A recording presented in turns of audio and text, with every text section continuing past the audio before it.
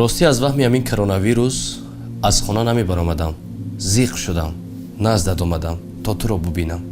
дар ин моҳ ҳама вақт кушода барои дӯст. Ташаккур дӯстам барои зиёфат. Хайр дер шуд. Бояд хона равам. янга ҷанг мекунад. метарсӣ? медонӣ, чанд вақте ки дар хона будам, интернет даромадам, телевизор тамошо кардам, ҳамаш ба дилам зад.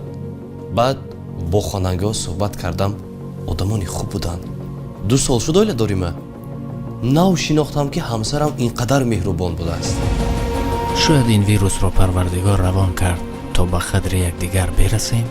чун мо дар асри технологияву пешрафт аз муқаддасоти оила ба монанди падару модар, хоҳару бародар, ҳамсар, фарзанд бисёр дур мондем.